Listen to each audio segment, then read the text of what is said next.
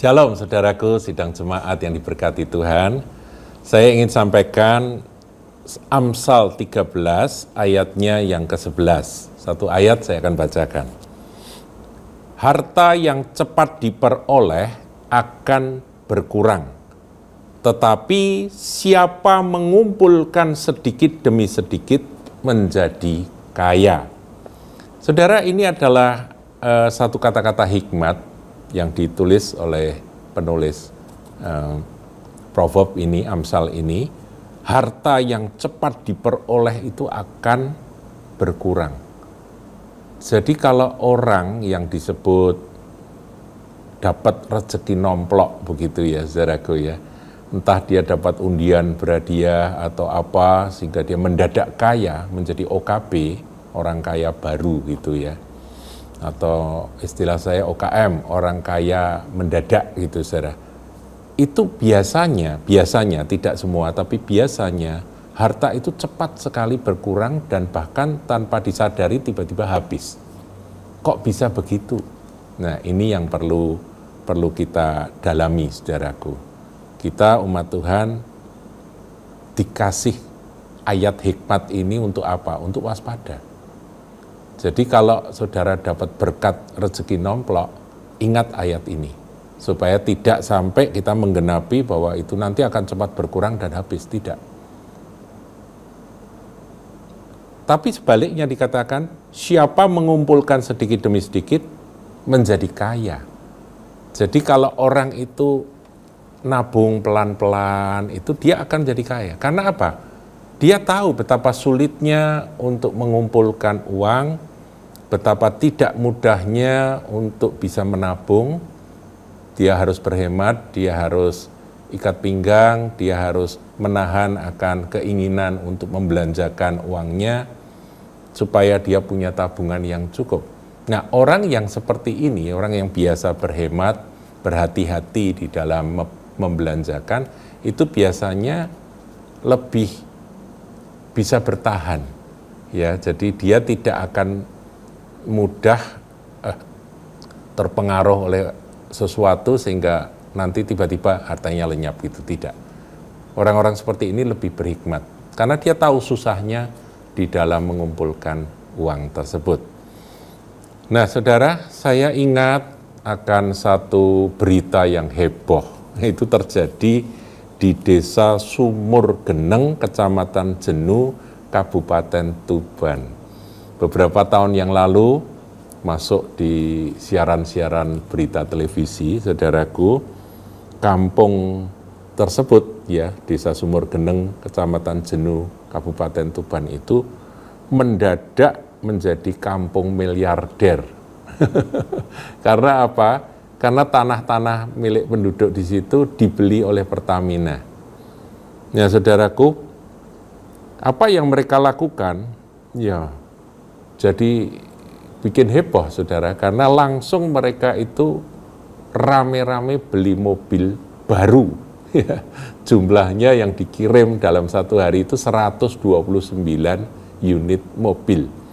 Mobil baru-baru dari kota saudaraku dikirimkan ke desa itu. Nah, ini OKB saudaraku, orang kaya baru mendadak punya uang langsung belanja. Dan mobilnya juga bukan mobil yang biasa-biasa, sesuai dengan duit yang mereka punya. Mereka jual tanah, dapat uang bermiliar-miliar, sehingga mereka punya keinginan apa itu benar-benar dipuaskan di sana.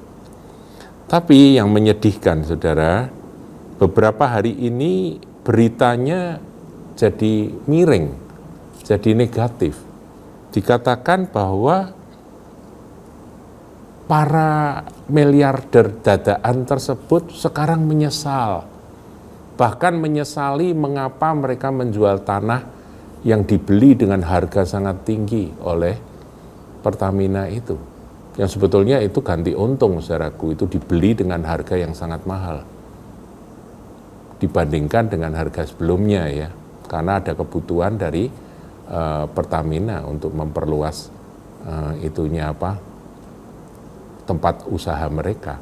Nah, jadi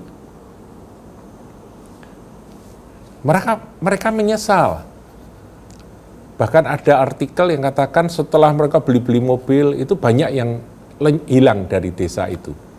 Mereka meninggalkan desa itu. Mungkin mereka pindah ke kota ya. Tapi ternyata akhir-akhir ini beritanya kurang enak, yaitu mereka penduduk yang sudah menjual akan tanahnya itu menjadi miliarder itu, mereka menyatakan menyesal. Karena beberapa di antara mereka sudah menjadi miskin atau jatuh miskin. Ya saya nggak ngerti apakah karena mereka kena tipu, ataukah karena pola belanja yang sama sekali tidak direm, nggak ada remnya gitu, rem blong saudara ya. Belanja pengen ini, belanja yang enggak. Saya ingat saudaraku, saya pernah dulu ketika bekerja, ada karyawan yang meninggal dunia, kemudian kami memberi pesangon kepada keluarganya, keluarga yang ditinggalkan, dan kaget sekali karena begitu uang itu kami berikan kepada istrinya, itu istrinya langsung belanja di toko emas, semua perhiasan emas yang dia ingin beli itu dia beli dengan uang itu. Ya masih lumayan ya belikan emas ya, tapi kalau beli emas perhiasan mestinya harus disadari bahwa itu ketika dijual harganya pasti kena potongan banyak kan. Dan untuk apa emas itu? Ya kita nggak ngerti saudara apa yang ada dalam hati dari keluarganya tersebut. Tapi yang menyedihkan dalam kurun waktu beberapa waktu, kalau nggak salah 1 atau 2 bulan, itu datang ke kami, keluarga ini datang ke kami untuk minta bantuan, saudara. Dan saya melihat itu emas yang ada di lehernya itu sudah nggak ada. Dan waktu saya tanya katanya sudah dijual. Nah, dijual kan rugi, kena potongan 15% atau 20%, saya nggak tahu. Nah ini kan pemborosan yang luar biasa. Ini salah satu contoh saja, saudara.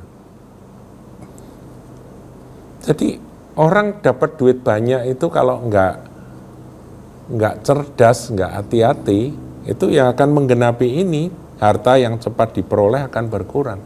Seperti penduduk dari desa Sumur Geneng, Kecamatan Jenuh di Tuban itu. Mereka begitu dapat uang sudah nggak bisa tahan, saudara. Belanja. Bangun rumah.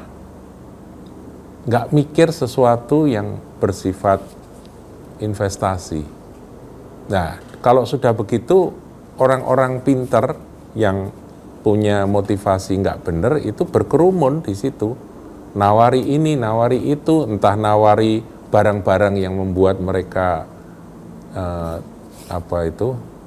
tidak bisa menahan diri untuk membelinya, atau ada juga tawaran-tawaran investasi bodong, saudaraku, yang membuat mereka akhirnya tertipu.